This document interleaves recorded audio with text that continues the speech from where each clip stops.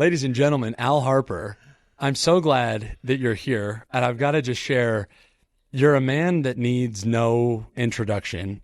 But I think it's really funny because when I've heard you introduce yourself to people, you so humbly say that you're the train guy. So I'm going to try to give you an introduction if that's okay. Sure. Al Harper, the owner and president of the Durango Silverton Narrow Gauge Railroad, but so much more than that. You also are the president of American Heritage Railways. And that's really why I've been so excited about this conversation. If you remember, I think it's been about a year ago when we worked on a corporate overview video for American Heritage Railways, which for anybody listening, a great company with really diverse assets, and the Great Smoky Mountain Railroad in North Carolina, Old Tucson in Arizona, Rail Events Inc., and the production side of your business with Polar Express and all of that good stuff, and then obviously the Durango and Silverton. But through that process, part of my job in that project was interviewing what I'll call not middle, but your management team in your different, parts of your business. And it was a profoundly powerful experience for me. I also got to spend a lot of time with John, your son, and working through it. And I'll just share with you that what I learned getting to help tell the story of AHR was way more valuable than any line item, any amount of revenue, or anything like that. And it was just really cool to see what a powerful business you have built. And then most recently, I got to talk to you, I think it was last week, with, some of your background in the real estate world and things like that. And it was really powerful for me too, because there were themes that were somewhat consistent with this authenticity that you bring. And you even mentioned that, it's not about the money and you do things with love. And anyway, all this great stuff. And so I just can't thank you enough for taking your time to sit and let me pick your brain for, however long we go. And I just want you to know how much I appreciate it. Because like I said, a man who needs no introduction, but is the most deserving of one ever. And I'm sure I butchered that, but I'm just honored to have a few minutes to pick your brain. I'd love to hear from you. It's been so cool to see where you are now, but I know that hasn't been easy. I know that hasn't happened overnight. I'm curious, have you always kind of had an entrepreneurial spirit? Have you always been looking, you've just got such an eye for business and building businesses and things like that. Where did that start? Where did that come from? Tell me about like the early days of Al Harper. Well, I grew up in a family of entrepreneurs. My granddad had a sixth grade education and came to Missouri in a covered wagon, and he got his start by working for a shoe company. And the shoe company would have leather scraps that they would give him, and he'd invent uses for leather scraps. And he developed a company that became fairly large in that field, and he had several inventions that were his. And then my mother started a real estate company, and she had a gigantic company with 3 salespeople, and but I always saw her working on her own. My father was he was tied to religion very much. He was a Christian Scientist and taught Christian Science as a teacher. And so I have a strong religious background and a background of family members who had their own businesses. And I always kind of said I wanted to be my own boss. I didn't want to work for a big company, and it just kind of came that direction. That's a really big simplification, but I just had great family experiences, and I think my dad's religious connection played a big role. I quote him all the time, so I'll probably get some quotes in today. In what way did the religious connection play a big role? The community, the network, the faith to take a risk?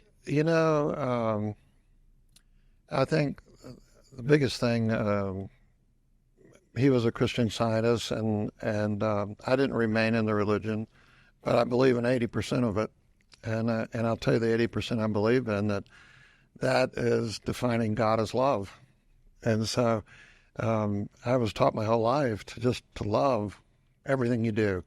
If you put your love into it, it all works out eventually. Sometimes there's some big potholes, but it always works out. And so I think that whole concept of love kind of permeates everything I do. I love what I do. And I think you heard me talk about in any business that I have, I always believe in, love God, love family, love, your nation, your community, and love your client. If you put that first, it always works out. You'll be fine. And you'll note I never mentioned money in it because that's really true. I don't think I've ever worked because, oh boy, I'm going to get rich doing this. I work because this is going to be fun. This is going to be a great adventure. And that's really why I bought a railroad, was because I thought, I've never done that. That'll be a great adventure. It's so interesting to hear that theme of love, because that was one of the biggest things when I was doing the interviews for the American Heritage Railway project. There was this sense of love for the work that everyone was doing. And that was one of my biggest takeaways from, because I've been kind of observing the business that you've built as it relates to AHR, the larger, all of the entities, and especially how you've built such a strong culture within those businesses that's so much seamless. Like, it was fascinating to me because I would have conversations with, food and beverage managers in North Carolina and general managers in Tucson, Arizona, and, production managers in Durango, Colorado, or whatever it might be. And there were such consistent themes of loving their job and like feeling ownership for it. And I feel like it created quite a bit of cohesiveness with, the people and such a consistent culture and such diverse roles and businesses and all of that all across the country too. Do you feel like that's an example of you leading by example and living those principles, or has that been something that you've kind of intentionally tried to instill in your employees and as you've been building the businesses? Well, I'm very free to talk about it. A lot of people, a lot of businessmen, are here to talk about love, and it's for me, it's an easy subject, and so I hope it's by example. I hope that's what they think. I also treat all my employees as family, and even in families, there's times where somebody doesn't work out, and those are hard. But if somebody leaves our company, they've had 2, 3, 4 opportunities to stay if they want to accept what we believe in and how a business should be run. And I think that's one of the reasons why you see so many of our employees have been with us a long time. Now, I tease everybody, I've been here long enough now. This is my 26th year with the railroad, and everybody I started with in management's all retired, and the nerve of them. I'm just in my prime. I'm only 78. I was just going to ask, do you think you'll ever retire? No.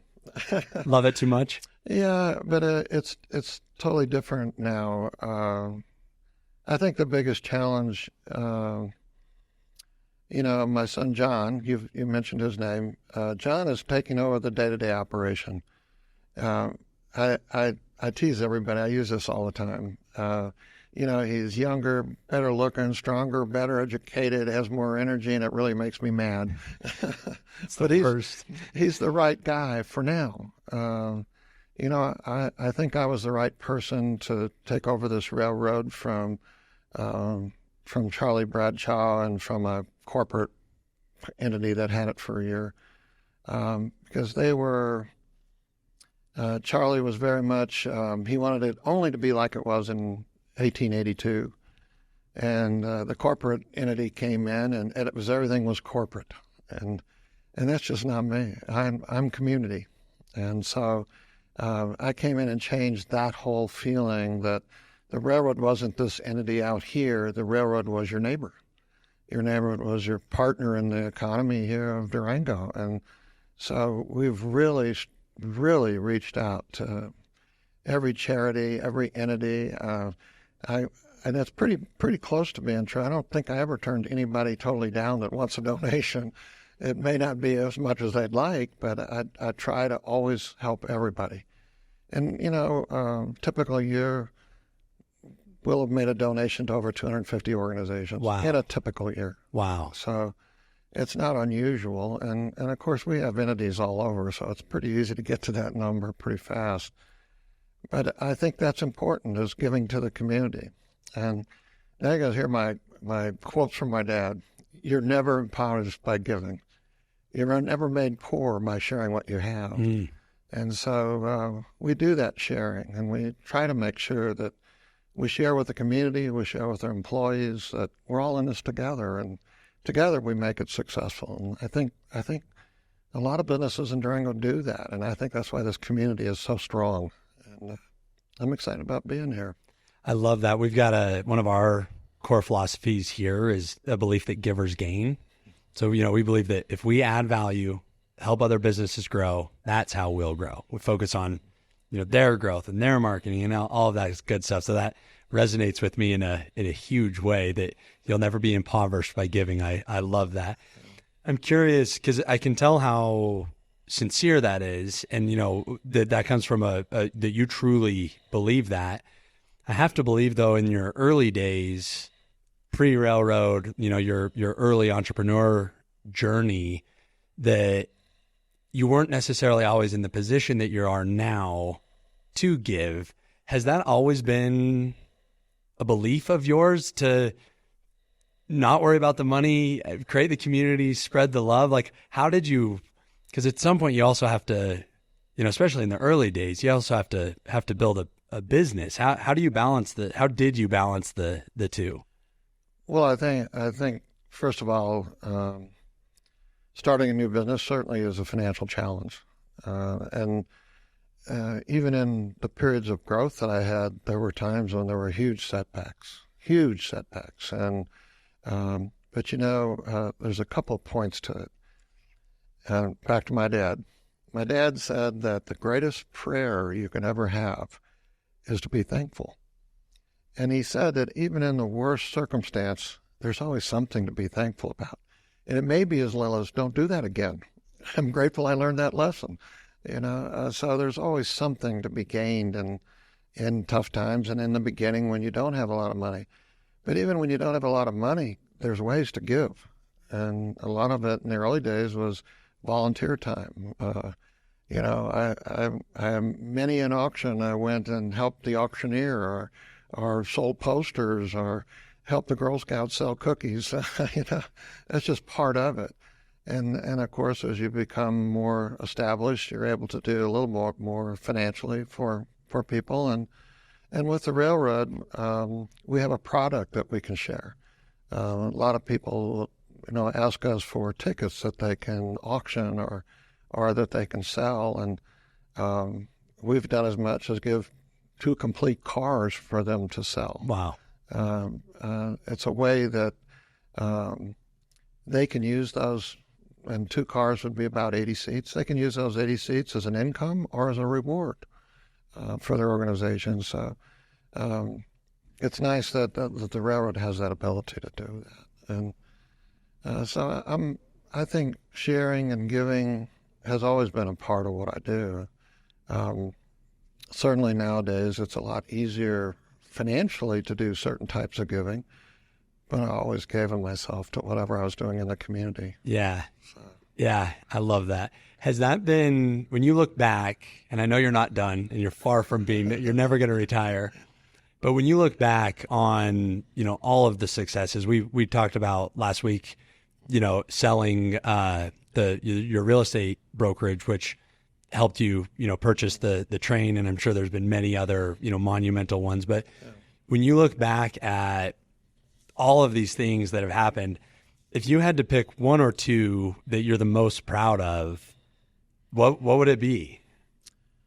Boy, that's a tough one, because I get excited about each new day. I love that about you, by the way. I wake up every morning excited about what I'm going to do that day. And even in times of challenge, I'm excited about the progress we'll make. in correcting a problem or in fixing a problem. And that's not to say that we all don't have bad days, or we all have regrets about things that have happened. And, if I think it's easier for me to, instead of talk about what's one of the biggest things I'm most proud of, I think I'm most proud of that we've come through thick and thin and always came out better. I've always said every crisis makes you stronger. Every crisis makes you better because you learn from it. And maybe that's the gratitude, how much you can learn in a crisis. And, when we had this forest fire here outside Durango that we certainly didn't feel like we started, and others felt like we did, and there was really no solution. And the settlement was extremely expensive. And people said, well, how do you sleep? And it's really simple. I knew it would work out. I just knew it would. And you just keep working at it, and you find a solution. And I don't know that everybody walks away happy, but everybody walks away satisfied that there was a solution. And we're no worse off for it. We're just as strong as we ever were. Have you always had that mentality of, because you mentioned, that recent adversity, but I know, my short tenure in business ownership that there's adversity every week. Have you always had that perspective of adversity and the hard times because that's something I've observed with both you and John, is when challenges arise, there's almost this like stoicism about the way you guys approach problem solving. You're very calm, cool, collected. It's like, I don't know. It's very, I envy it because I tend to get emotional. And, one thing I'm working on right now is reacting or responding rather than reacting to a problem. And I'm actively working on it. But I'm curious if you've always kind of been able to adopt that mindset of when challenges are are coming, that it's an opportunity to get stronger, or is that something that you learned through all of your experience in business ownership? Where does that come from? My father-in-law used to tease me all the time. He said, Al, you always seem to have plan B, then plan C, and plan D. And I think that is something I've always believed in. I always had a backup plan. I always had, this is what I do if this happens or if that happens. And I still have a habit of doing that. The other thing I've always done is I've found tricks to minimize the tenseness created by a problem. And, I take a piece of paper and I'll say, okay, here's the 5 problems, and I'll write them down. And then I'll tear that up and write them in a different order. And okay, I'm going to solve that one, and that one, and that one, and that one. By writing it down, I feel organized. And then as a result, I'm not worried because I have a plan. And that's when the plan B comes in and plan C comes in. And because I know there's always a solution. There always is. If you're honest with yourself, if you're honest with others, if you maintain a sense of integrity, then you will work it out no matter what the situation is. And, here's another quote that I learned early on, and that was always do your highest sense of right. Lots of times there's no black and white answer.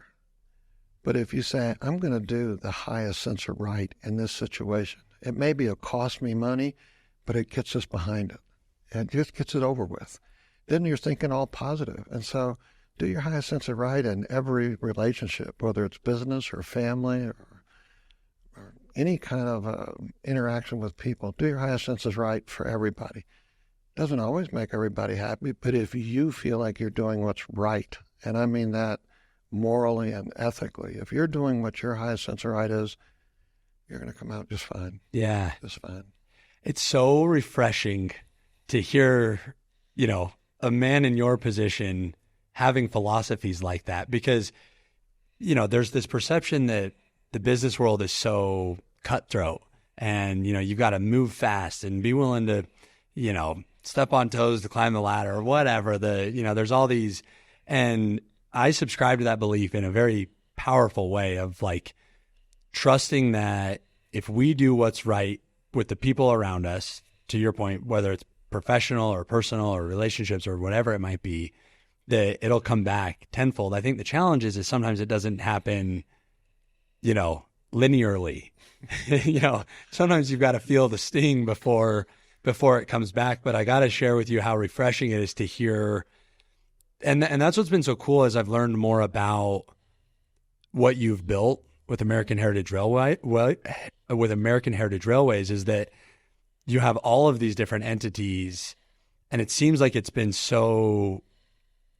you've built such a powerful, business, and to know that that's on the shoulders of doing what's right is incredibly, incredibly refreshing. So I'm glad to hear that.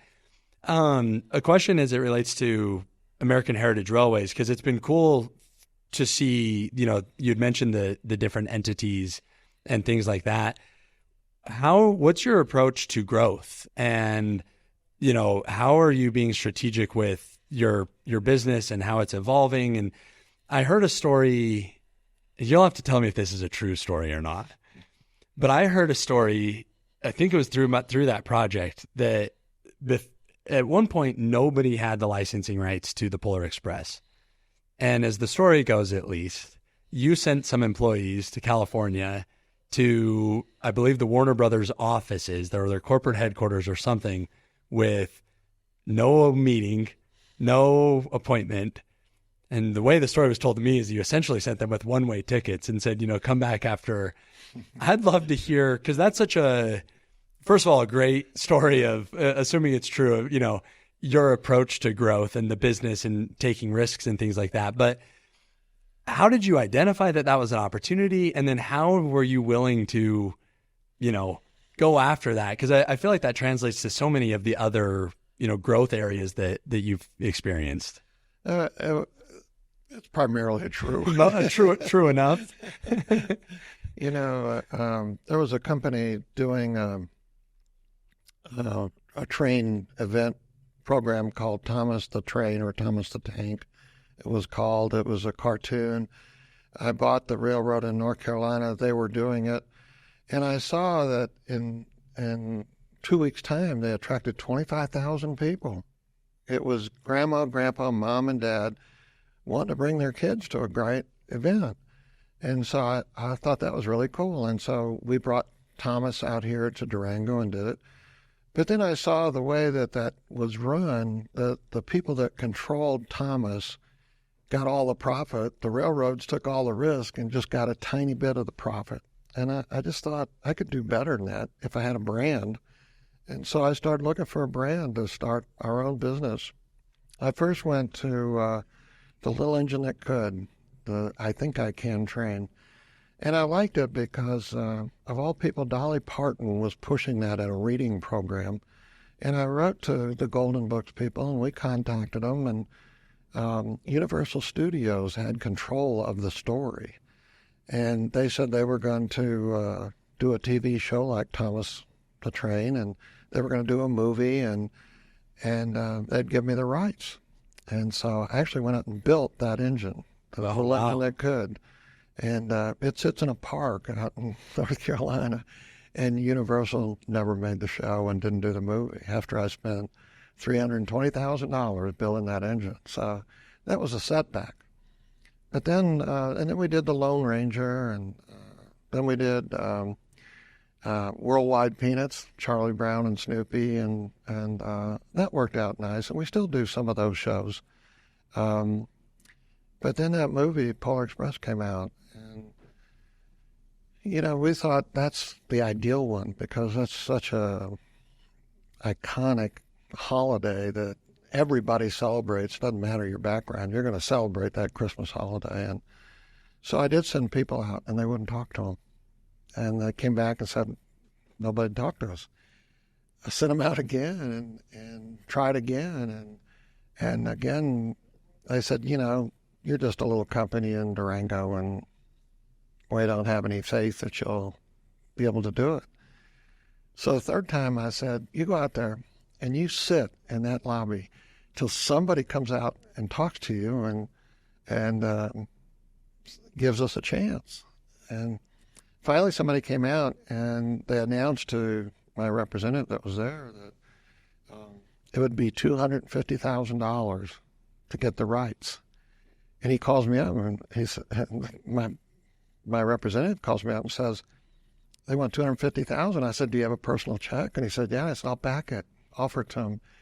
Then he calls me back and he said, no, the lady said, you fool, that's when you sign the contract, but we'll give you a shot. And that was the beginning of it. And that's 17 years ago. Wow. Yeah. And in fact, just today we had our meeting, and we did 1,589,000 riders on Polar Express worldwide now. Wow. So it's really boomed. We're the third largest brand user of Warner Brothers Studios, and this one statistic really just interesting. The Saturday before this last Christmas, every second of the day, somewhere in the world, was a Polar Express event going on. No way. And I just thought, that's such a neat statistic, that you've touched that many people in that breadth of an audience. And none of it would have happened had you not been willing to back a personal check. Just keep trying. You just keep trying. And I was grateful they didn't want 250 right then, because I had to go figure that one out. It's one of those fire before we aim moments of, But I've been very fortunate and very blessed in my life that I've met a lot of great people, and I've never considered myself the smartest guy on the block, but I've also known surround yourself with the smartest guys on the block. Right. It was guys and ladies. I've had people that have been on this trip with me that are unbelievably talented. And they've blessed me by just devoting their careers to what we do, and then they retire, which is darn them. Yeah. But we're in that era now where, over the last couple of years with John's involvement, he has just put together a tremendous group of young up and coming people. So we have a good mix now of people with lots of years of experience, but a lot of young people. And we've got young people who've been with us 14 or 15 years. Yeah. And, they believe in what we do. They love what we do. And there is a romance to the railroads. There certainly is. It's something about it, Is it true that you bought it sight unseen? Well, no, I did see it once. And that was a crazy, kind of a crazy story. Some people had come to Florida wanting to do a tourist train, and nobody would talk to them. And I was on the board of directors of a state-owned railroad, and I was on the board of a freight railroad in Florida. And they said that if I would introduce them and get them some track time to run this tourist train, that they'd give me $1 million worth of stock. And I thought, wow, and I was chairman of the board, so getting an introduction was really easy. And so I got them, and then I introduced them to somebody, and they ended up buying the Durango and Silverton Railroad from Charlie Bradshaw. And then that Florida company got into trouble, and I say trying to save my investment, my $1 million I was going to get on that Florida. I tried to save the railroad by trying to get Charlie Bradshaw to buy the Silverton back. And I went to Orlando where Charlie was based, and I said, Charlie, this thing's going to go down, and I think you ought to buy the railroad back because you love it and you want to protect it. And Charlie Bradshaw said, I'm not going to buy it back. I want you to buy it, Al. And I said, well, Charlie, there's this little problem. I hadn't sold my real estate company yet, and it was $20-some-odd million. And I said, Charlie, I don't have that kind of money. And Charlie said, I know you'll take care of my railroad, so I want you to buy it. I'll help you finance it. And so I called my wife from Orlando and said, what do you think about buying a railroad in Colorado? And well, she said, you want to do it? I said, yeah, let's do it. And so right on that spot, I bought the railroad. And wow. It's a lot more complicated because I had to get a bank to agree to the sale because they held a first mortgage and Charlie Bradshaw put a second on it. And I had to go to that bank, and I explained to the bank, I said, I'm going to buy this railroad, but I need you to continue to hold the mortgage on it. And the bank said, well, you're not worth that kind of money. And I said, yeah, but I will be. Love that. Not yet. But they said, let's think it over. We'll let you know in a week or so. And it was interesting. In the boardroom where I met that bank, there was like 5 bankers and me.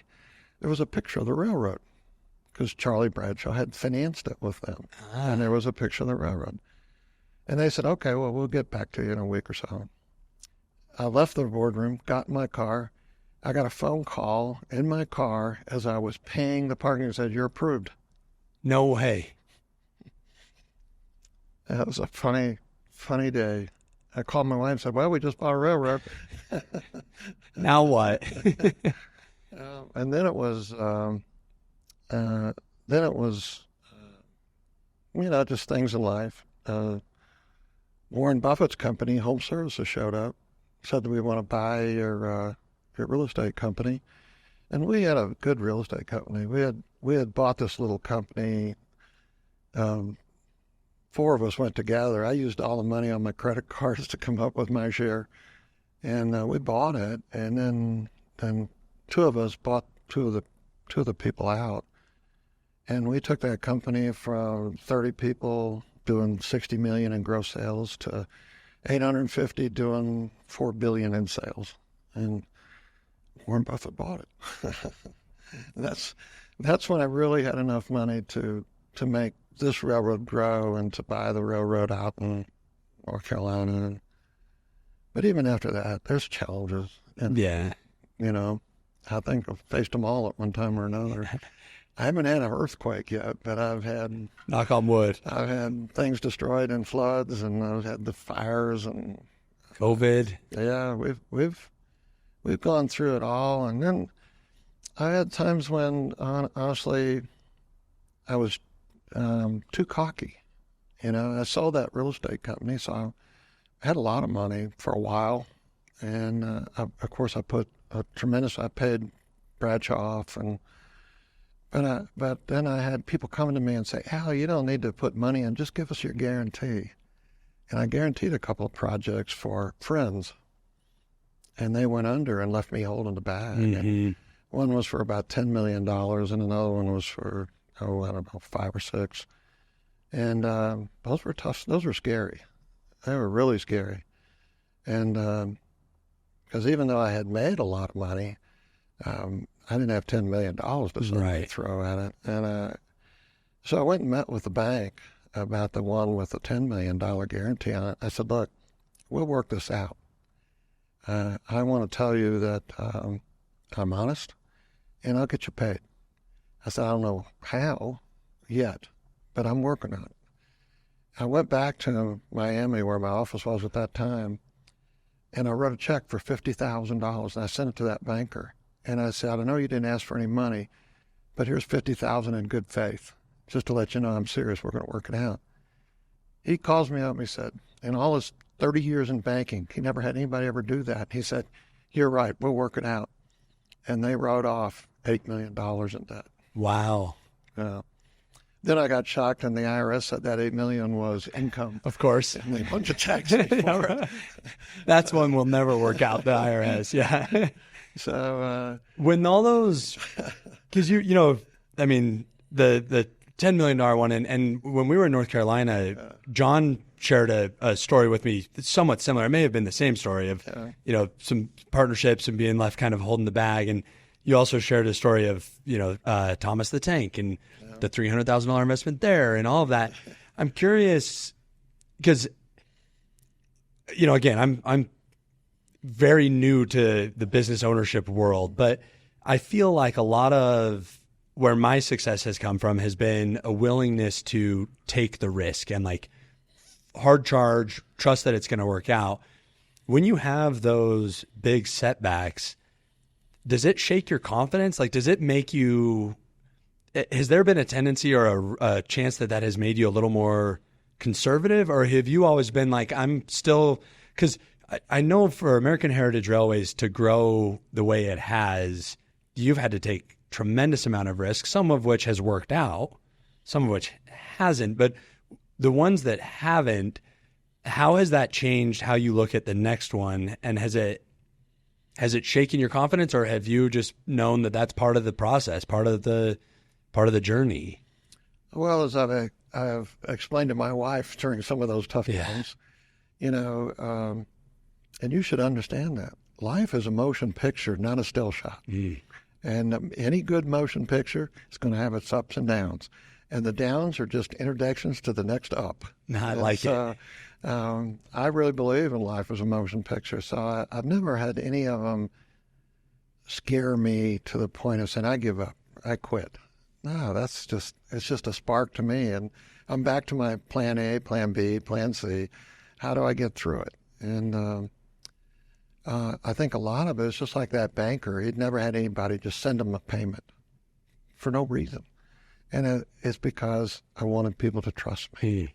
And when people trust you, then they'll work with you in the bad times because they know you're good for it. Yeah. They know you're going to be there. You're not going to run. Yeah, it's like these ups and downs are on a foundation, though, of these good morals, trust and love and, the community and things like that.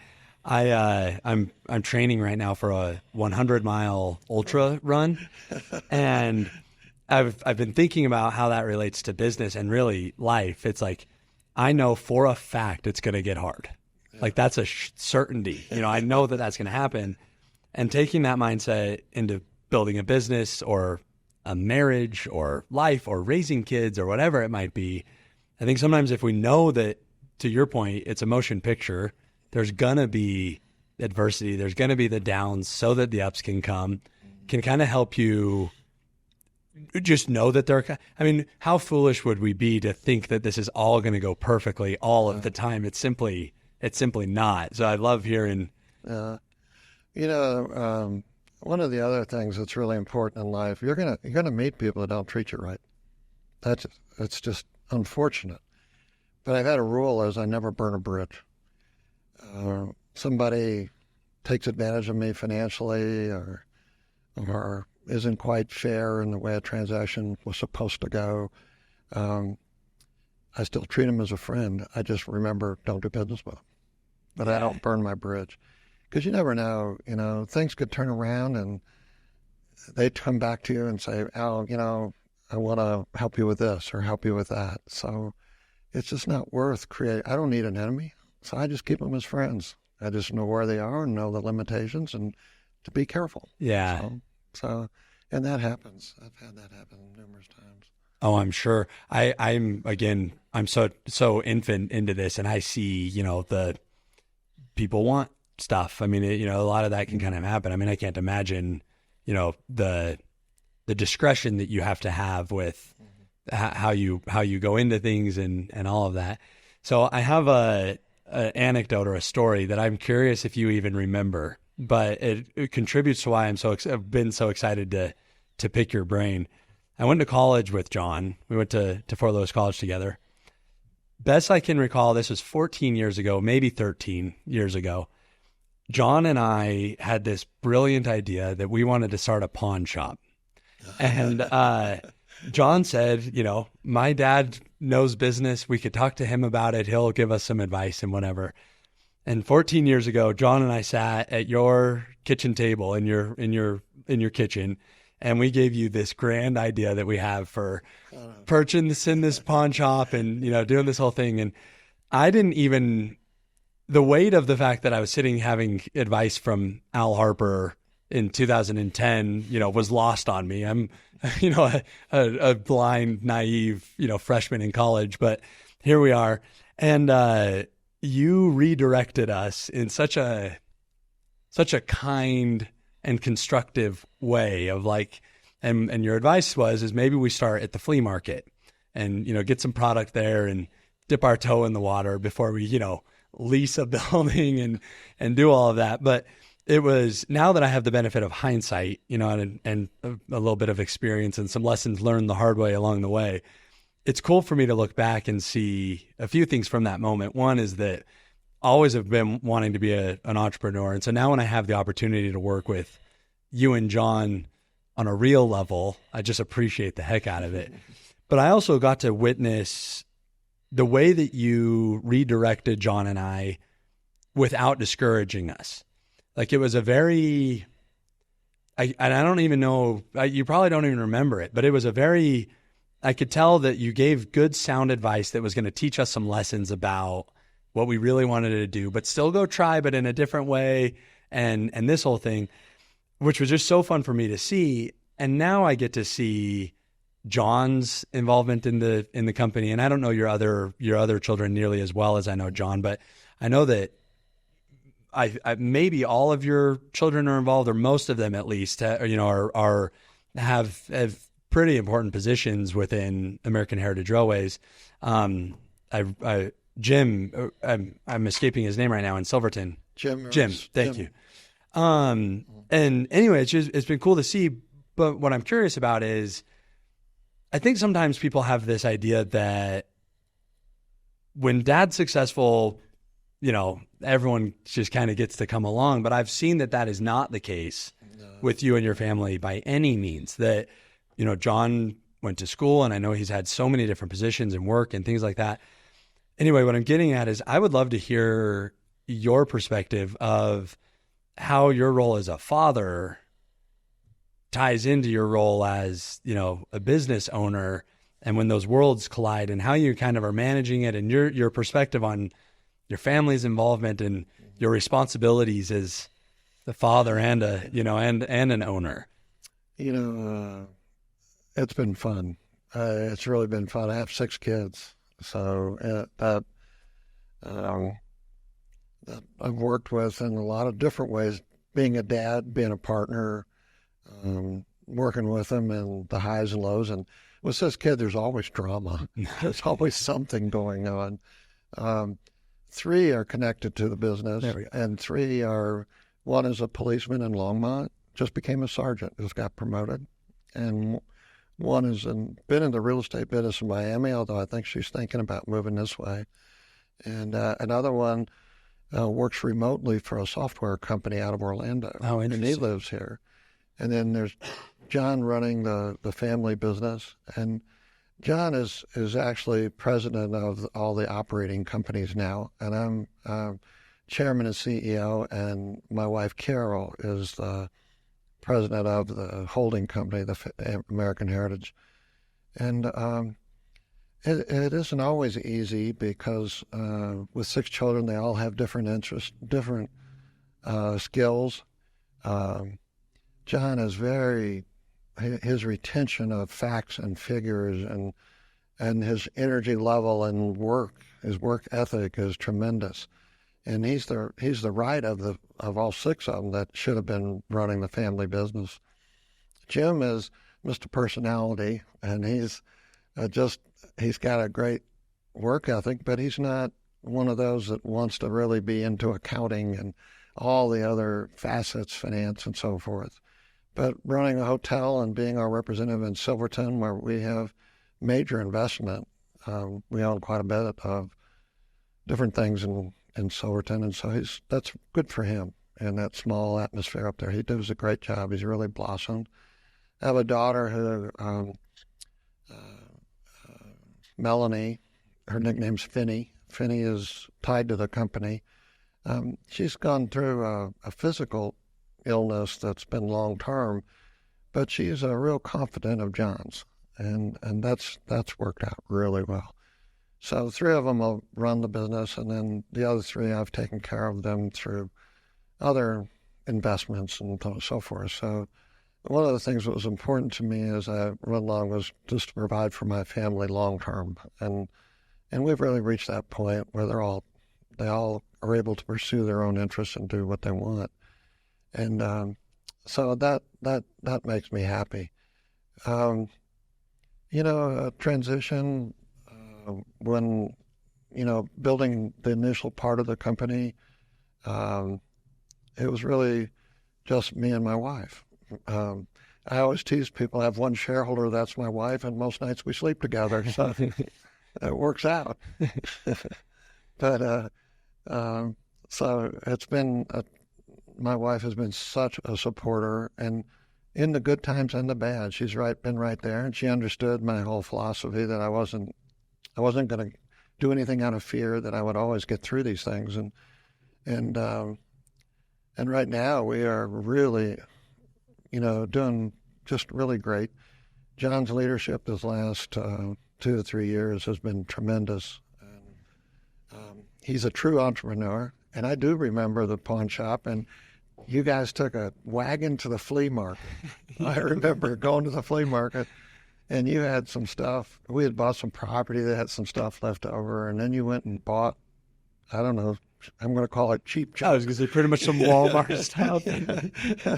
And I do remember the trailer there at the flea market. Yeah. But, John's always been entrepreneurial. He bought out a party rental company. He actually bought all our inventory, and he wanted to look into that and decided it didn't have enough turnover, and he sold that. And he's looked at other things. He does buy real estate. He owns some really nice real estate. He doesn't waste money at all. I mean, even on his own, I mean, he makes a fair wage for all the work he does, and man, he reinvests it. So he's doing really well. Is that reinvestment? Well, actually, did you know early on that your kids would, because John's the youngest, I believe, right? John's the youngest boy. Okay, the youngest son. Did you know early on, just based on personality types and things like that, which kids would probably stay involved in the business versus not? Or did anybody surprise you with, where they've chosen to land? All of them have some great strengths. They definitely are not all business oriented, and they don't all have the same drive to grow a business or anything. I've got one son who I always tease him. I call him Matt the Skeptic, because he's great to get in on, and I could pick any side of an argument, and he'll take the other side just to have a discussion, and I enjoy that. And I'll actually clip articles and send them to him. Here's our next topic, and we'll talk about all sorts of stuff, politics or different issues. And then I have another one, the policeman in our family. I always teased him. I said, I knew you were going to be in law enforcement. I just didn't know which side you were going to be on. That's funny.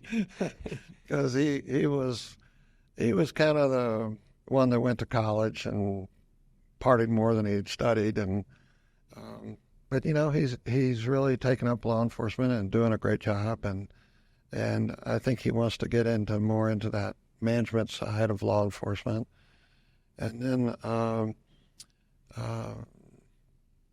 I have a daughter who's been in the real estate business, and she sort of wondered a little bit, and but now I think she wants to come out to Durango. She's been in Miami.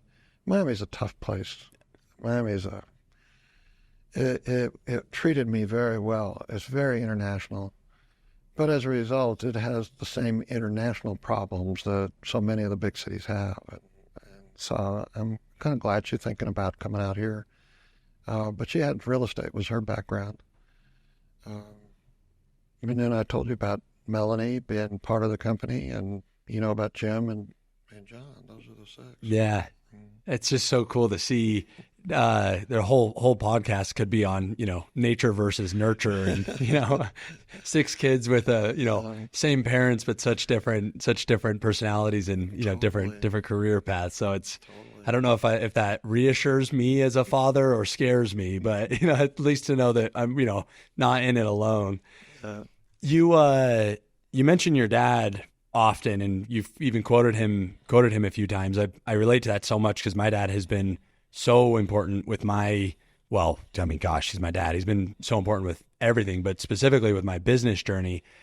I had my resignation letter typed up, and I didn't have the courage to hit send to, walk away from it all and start my own company. And my dad was really who gave me the confidence to hit send and go for it. And he'll tell you today that he was just as scared as I was, but he was faking it, hoping that he wasn't giving me bad advice. But it's cool for me to see those isms from your dad, passed on and that have clearly resonated and made, it seems like very impactful in terms of the ethics behind, the business decisions you make and the way that you operate. I'm curious, from your perspective in terms of a legacy and leaving your own isms behind. When I'm sitting here talking to John, what are the things that you're hoping, what's the legacy you're hoping to leave behind with your family and the communities that you're impacting? That's really a good question because, I am 78 and I am at a point in my life where a lot of the people I went to school with, it just seems like every month somebody's departed. And so that starts to weigh on you. What is my legacy, And I have some jokes about it, but I really think the biggest legacy I can have is just my children doing well. That's the biggest legacy.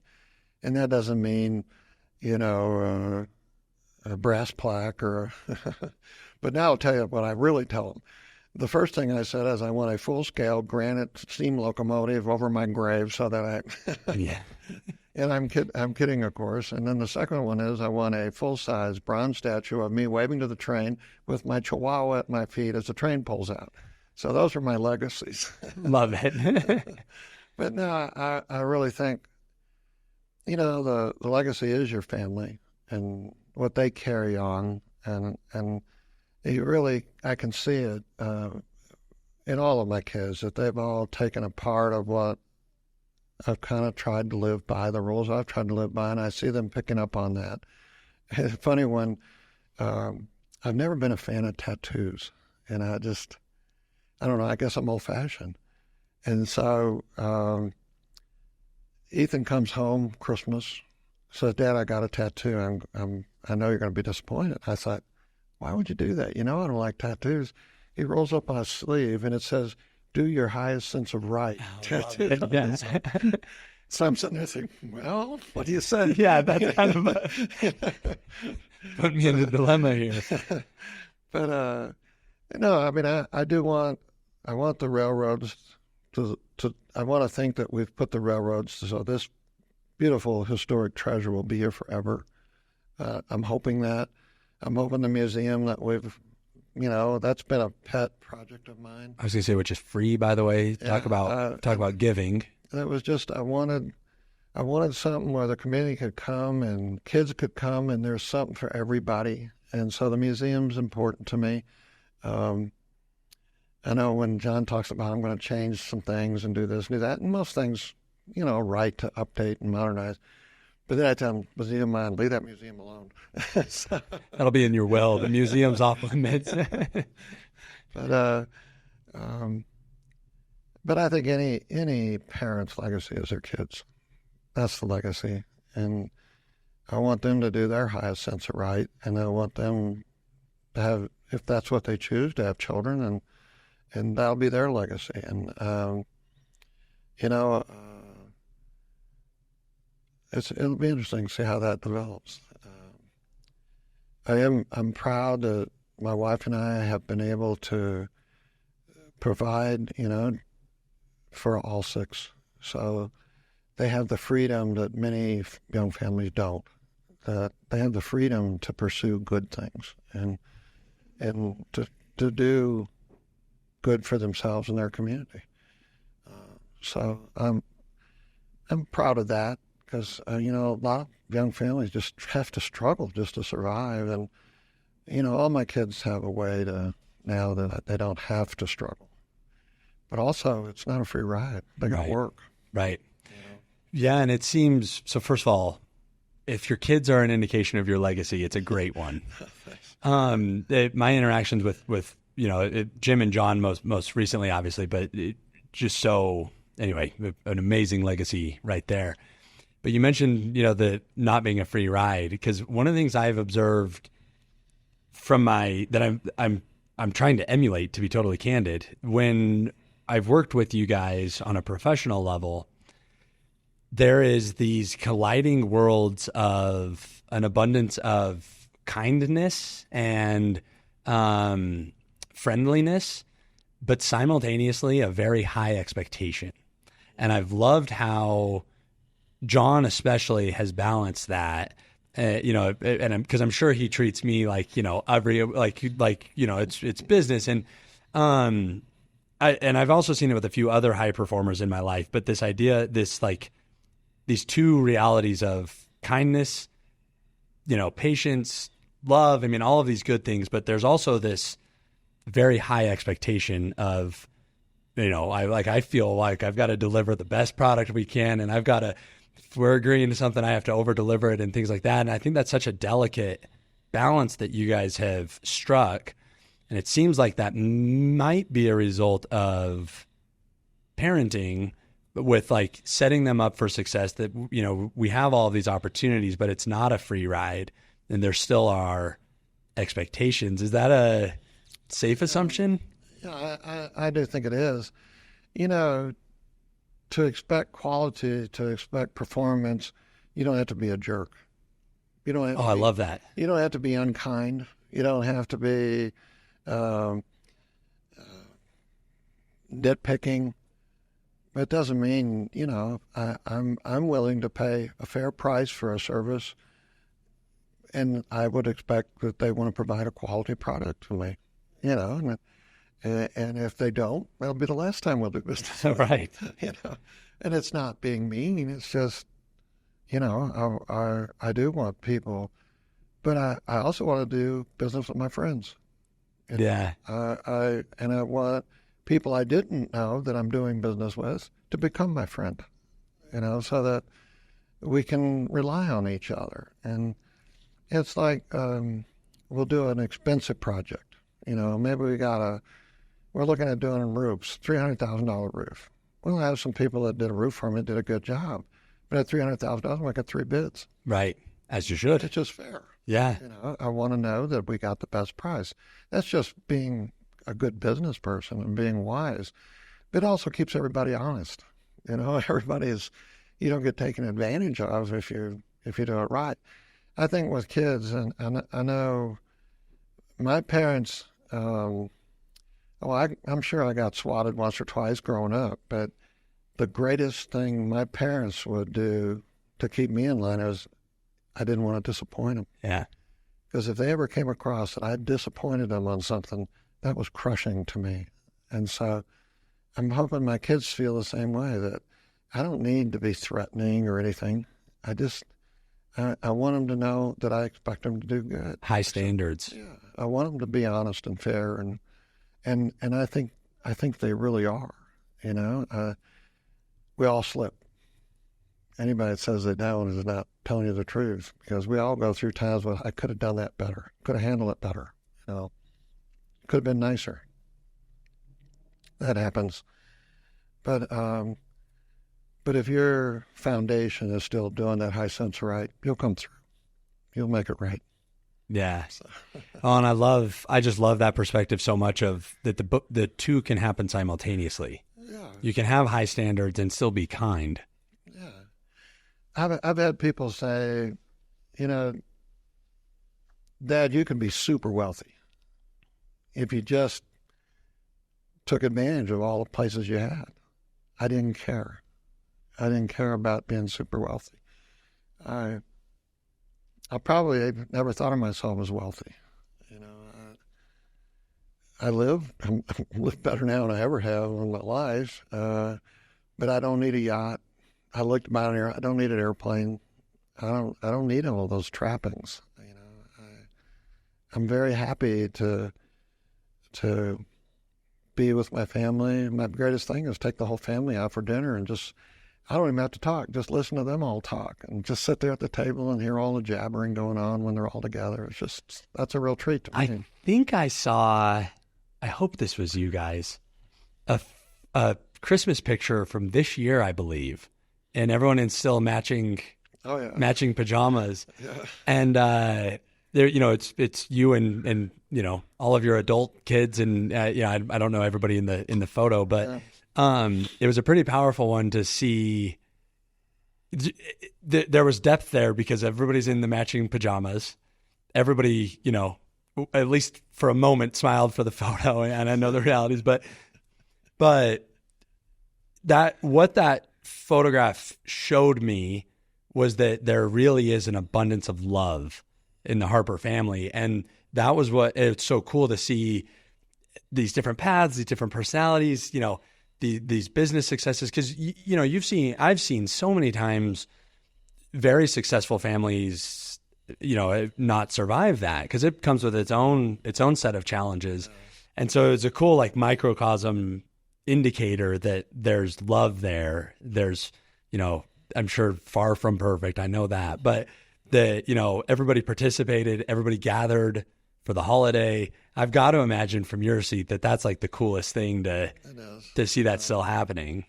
I got to give my wife Carol a lot of credit because, something will happen and I'll say, "Daggone, I'm not happy with one of the kids." And she'll just go in there and she'll talk to the kid and talk to me and iron it out. And she's got that motherly love that's always been a guide for the family, and never gives up on anybody, no matter what the problem is, and that's important, because sometimes there's things happen in a family, particularly one this big with, 6 kids. And so things come up and the kids will get at odds with each other for one thing or another. And Carol's always one that somehow pulls them all back together. And so I give her a lot of credit.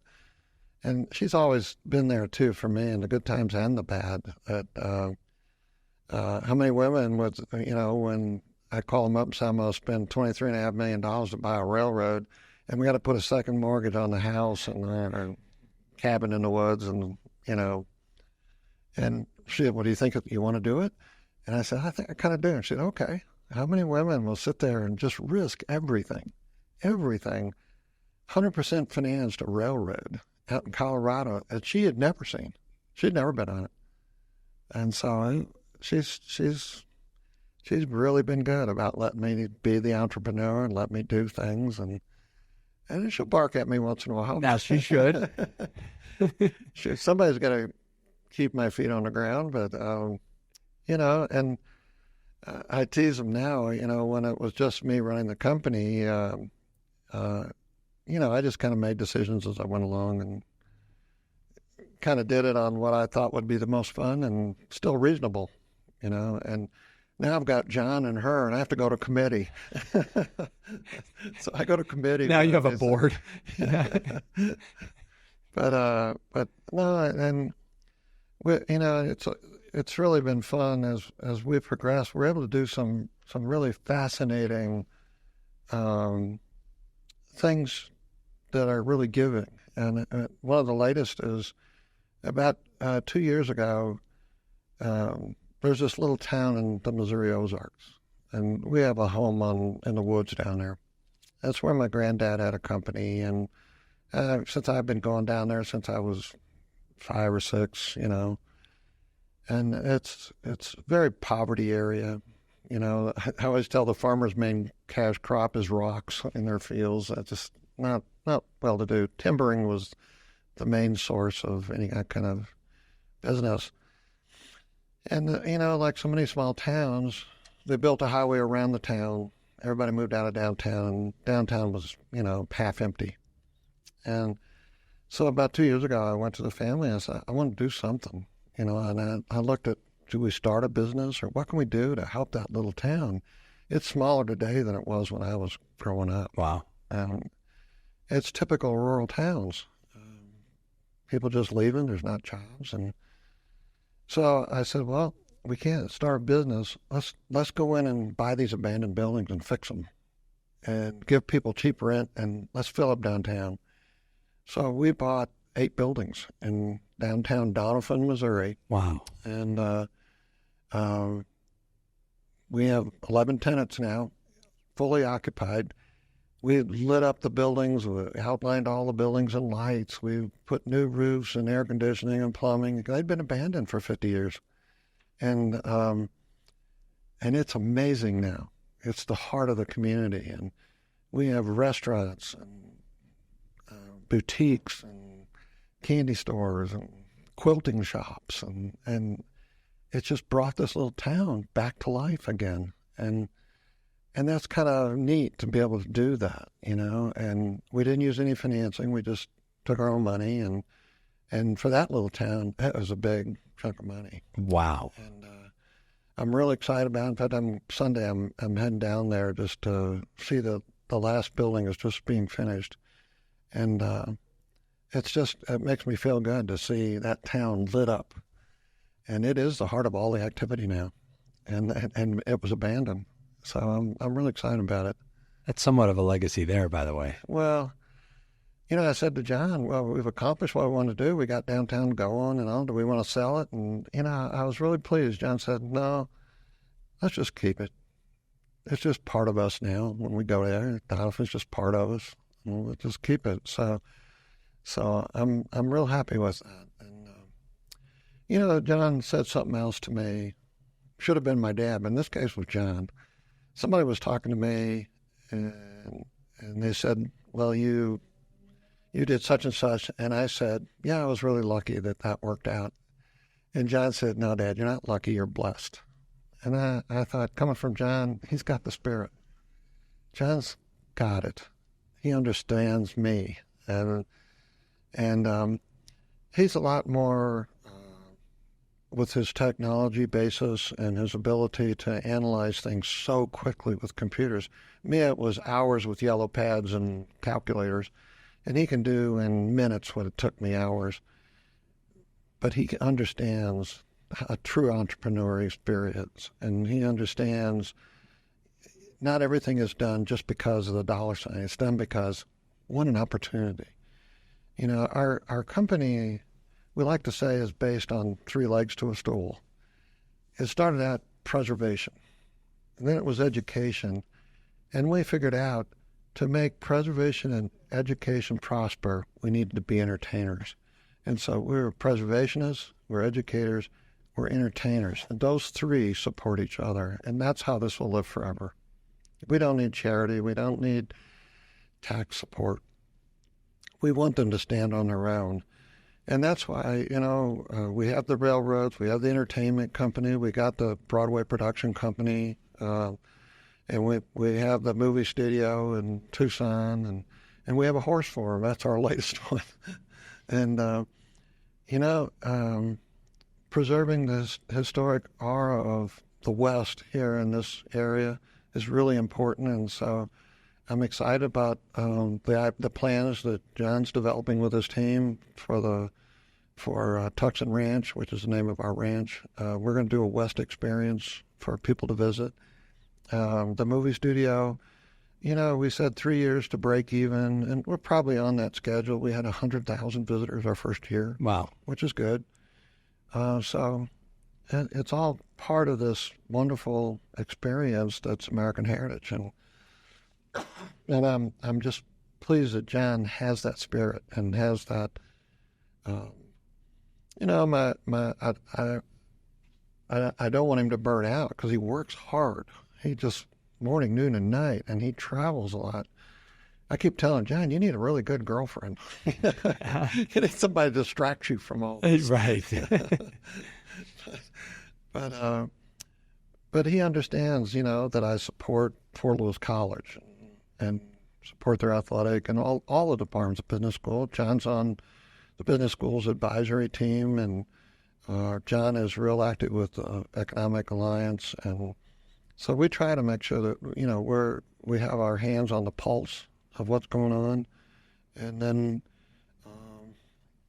and we have the financial resources that when a need arises, we can step in and help, you know.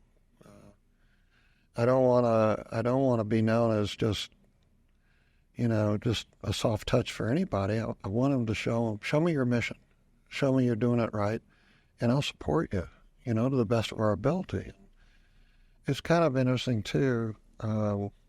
some people come in, they want this huge amount of money from us. And I've kind of said to the kids, you're better to take $1,000 and give 4 different groups $250 than 1,000 to one and ignore the others. Share. Yeah. Try to share what you got in the community. And so we've really struggled to make sure we can significantly help people. And I like the kinds of things like community connection. We've included them in our Polar Express with their Festival of Trees. Boys and Girls Club and the Discovery Museum and so forth. We take our dress rehearsal night for Polar Express. We give them all the tickets and tell us sell them. You keep all the proceeds because it gives us an audience to practice, and it lets them really raise significant money. And so, we try to repeat that same type of thing over and over and over with different organizations and community, and it's really worked well. Yeah, it shows. The reason I had to bump you to 4:30 instead of 4 is because I was meeting with the Boys and Girls Club. We do their video every year for their breakfast. Yeah, their breakfast thing. But yeah. Al, thank you so much for so many things. Thank you for giving me some time today. I enjoyed it. Thank you for giving me some wisdom. But thank you for being who you are, and thank you for being such a refreshing, just breath of fresh air when it comes to the success that you have, the businesses that you've built, the journey that you've had. And, for you to be so humble to say if it's a story worth telling is like the humor of the day for me. But I cannot tell you how needed it is. The philosophy you have and the perspective that you have on business and life and family and community, people need to hear it because we need more people like you that operate with those two things happening simultaneously, these high standards, but with kindness and love, and the impact that you have made on the 1 point however many million people that got to ride the Polar Express this year, but the impact that you've made on the communities in which you operate, the investments that you've made, like that story that you just told me, the careers that you've built for people, the impact that you've made on my life is huge. And I just want you to know it's so powerful to hear that all of that is built on this foundation of doing the most right you can. And I'm butchering your words, but with such high ethics and morals and trust, and this way that you've gone about the success that you've built is just so refreshing. And I just thank you so sincerely for being willing to share some of that, because I don't have a huge audience, but I do have a couple hundred people that listen. And the fact that they're going to get to hear this is powerful. And it's a message that I hope to convey. And to be totally candid, Al, it's what I hope to build my businesses on, a similar foundation of these ethics and these morals and doing what we love and making such an impact. So I have a present for you. Don't worry, it's nothing crazy, but it's a shirt that I had designed. They say inspire by example. Oh, how nice. And I want you to have it because of the profound ways that you inspire me just by living your life, by example, and the impact that you're making. And I just can't thank you enough for giving me a little bit of time to bend your ear. I hope you know how much it means to me, and thank you for being who you are. I'm just so honored that you'd spend the time with me. I enjoy it very much. Thank you so much for having me over. Thank you. All right.